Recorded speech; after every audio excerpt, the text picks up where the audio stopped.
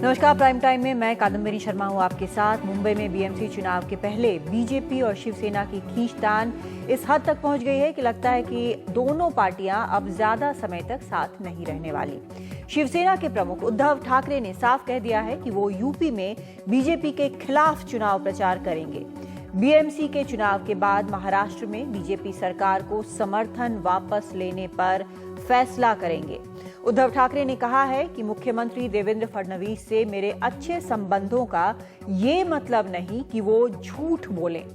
उद्धव ने यह भी कहा कि हमें बहुत उम्मीद थी और अब भी है, लेकिन मोदी जी ने अपने वादों को पूरा नहीं किया है। उद्धव ठाकरे से बात की है हमारे सहयोगी अनंत जनाने ने। With me is Uddhav Thackeray ji, the chief of Shiv Sena. Thank you, sir, so much for talking to us. So I want to ask you one thing, that there is this bitterness between the Shiv Sena and the BJP. Will it translate into you withdrawing support from the BJP if the outcome of this election is not favorable? अरे पहले ये चुनाव तो लड़ने दो हमें जी। सब बेताबी से क्यों इंतजार कर रहे हैं? मैं मानता हूं कि मुझसे ज्यादा आप ही लोग जरा एक्साइटेड है और आप ही लोग चाहते हैं कि ये सरकार जल्दी से जल्दी चली जाए।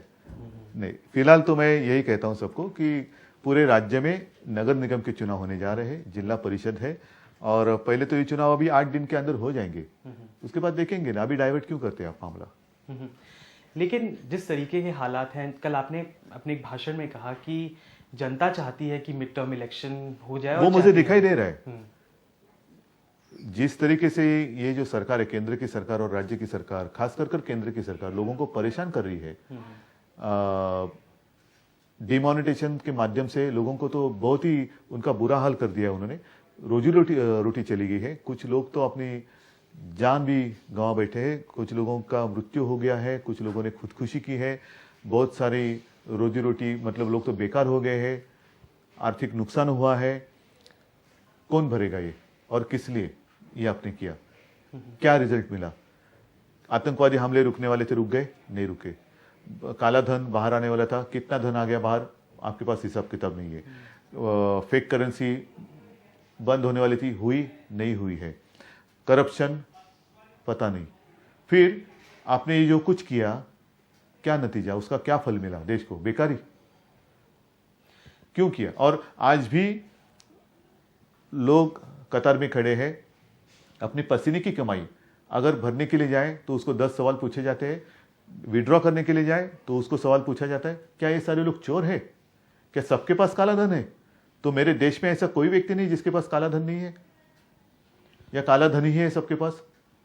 कुछ तो क्लैरिटी होने दो ना। सबको एक नजर से आप क्यों देखते हो? और जिन लोगों ने ये तबाही लाई, उन लोगों तो वो लोग तो भाग गए, वो चाहे मल्ल्या हो या और बड़े बड़े इंडस्ट्रियलिस्ट हो।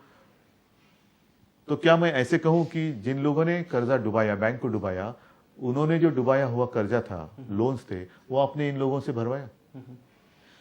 सर, बीजेपी कहती है कि डिमोनेटाइजेशन का इम्पैक्ट जो है रीजनल पार्टीज पे बहुत पड़ा है, बीएसपी पे पड़ा है, यूपी में शिवसेना पे पड़ा है, बिल्कुल पड़ा है। क्योंकि हम ऐसे ही दिल पर पत्थर रखकर देख नहीं सकते लोगों के हाल, और इसलिए रीजनल पार्टी का महत्व है और इसलिए लोग बदलाव चाहते हैं।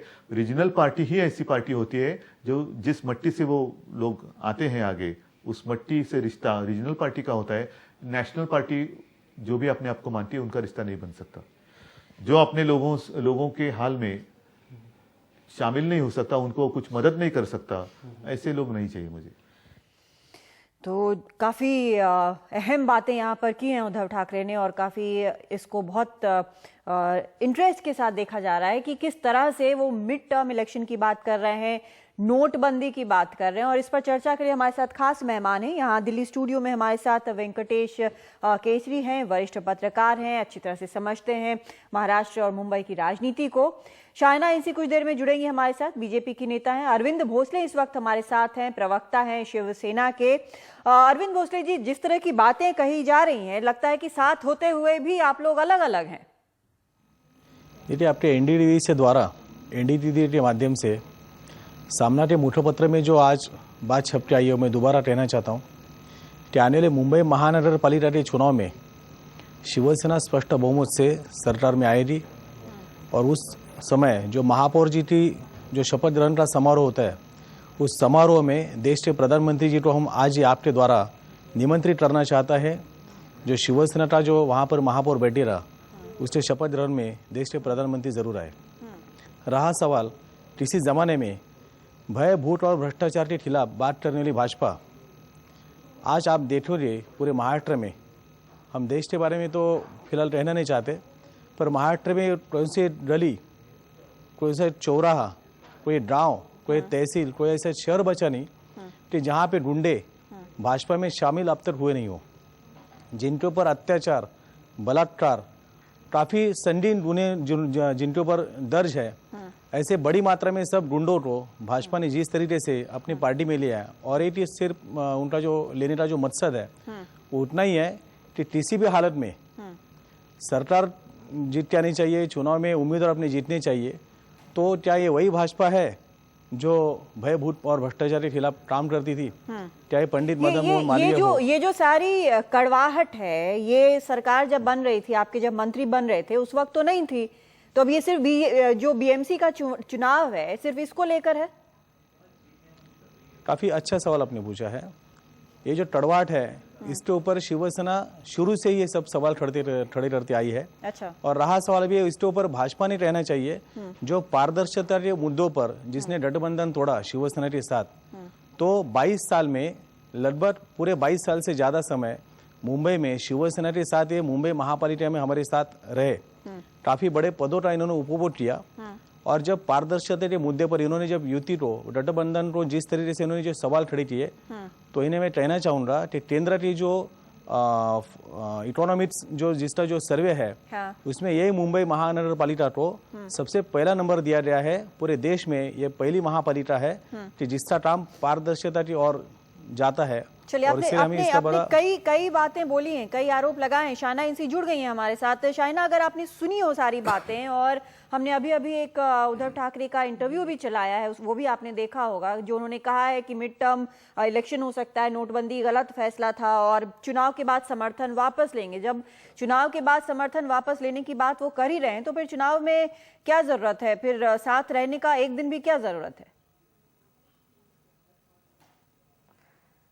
देखिए, सबसे पहले तो मैं ये कहना चाहती हूँ कि जो आज Bharatiya Janata party number 1 party है महाराष्ट्र में, 122 जो हमारे विधायक हैं और जो लोकसभा में जीत मिली है शिवसेना और बीजेपी को, शायद शिवसेना को ये भी सोचना चाहिए कि वो यहाँ तक कैसे पहुंचे। जिस मोदी जी के ऊपर वो टिप्पणी आज कर रहे हैं, शायद उस मोदी जी के ऊपर पिगी बैंक करके वो जीत के भी आए हैं। लेकिन मैं इससे ज्यादा टिप्पणी न करते हुए ये जरूर कहना चाहती हूँ, रहा है शाइना, बीएमसी पर तो हमेशा रहा है। एक सेकंड, हाँ, एक सेकंड आप मुझे एक मौका तो दीजिए कि मैं खत्म करूं जो मुझे बोलना है। आज जो मुंबई में भारतीय जनता पार्टी के पास 15 विधायक है, शिवसेना के पास 14, और आप बोले कि आप हमें 60 सीट देना चाहते हैं, तो क्या हमारी राजनीतिक आकांक्षा अपेक्षा नहीं हो सकती है हमारी कार्यकर्ता के, जो लेजिटिमेट क्लेम के आधार पे, वोट शेयर और मेरिट के आधार पे, क्या हमारे कार्यकर्ता को नहीं लड़ना चाहिए था?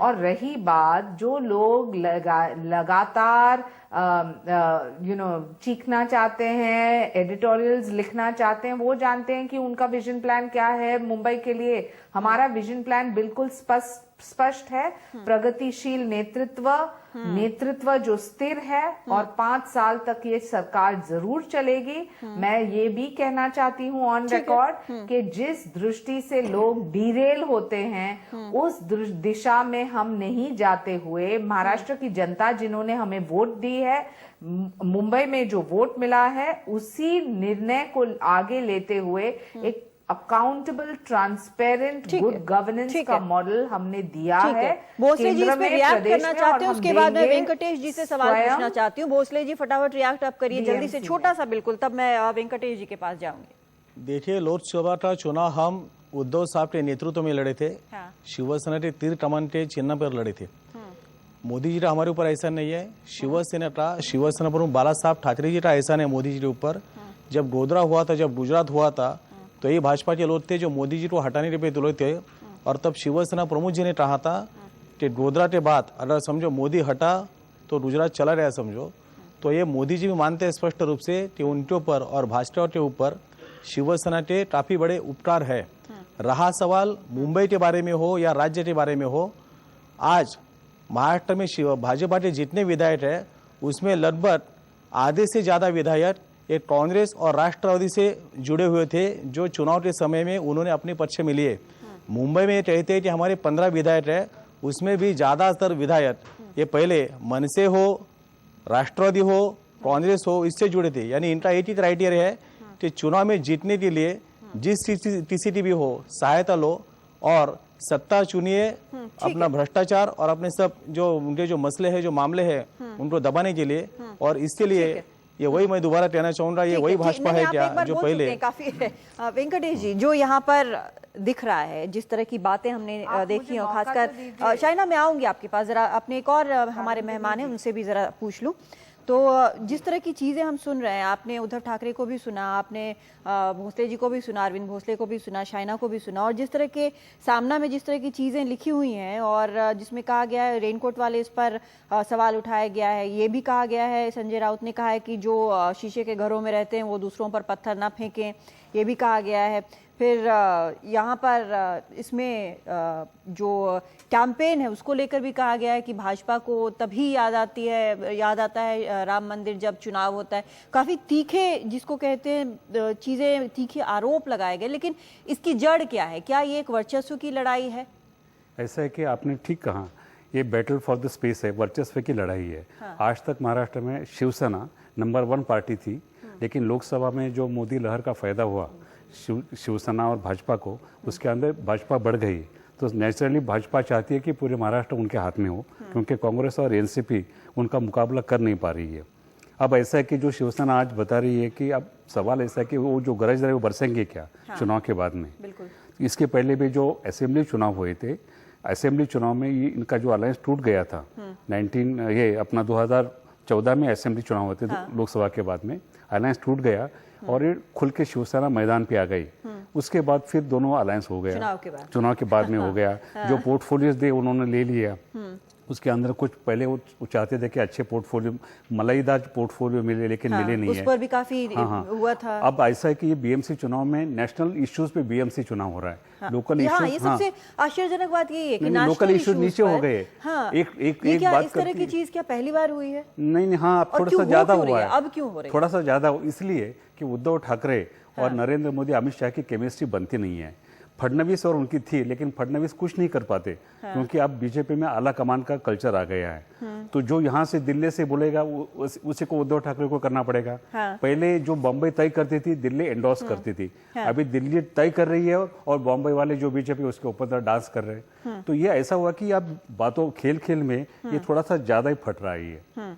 अब ऐसा है कि शिवसेना अगर नंबर 1 पे आ गई, बीजेपी वर्सेस शिवसेना, कांग्रेस और एनसीपी, ऐसी लड़ाई दिखाई दे रही है। ये तीनों का टारगेट बीजेपी है। अगर बीजेपी हारती है तो फिर बीजेपी हारने के बाद फिर शिवसेना ज्यादा डोमिनेंट बनेगी, फिर अच्छे पोर्टफोलियो मांगेंगी। एक देखिए, महाराष्ट्र में 1989 से हिंदुत्व वोट बैंक था जो कांग्रेस के खिलाफ खड़ा रहा, एक अच्छा सॉलिड वोट बैंक बना।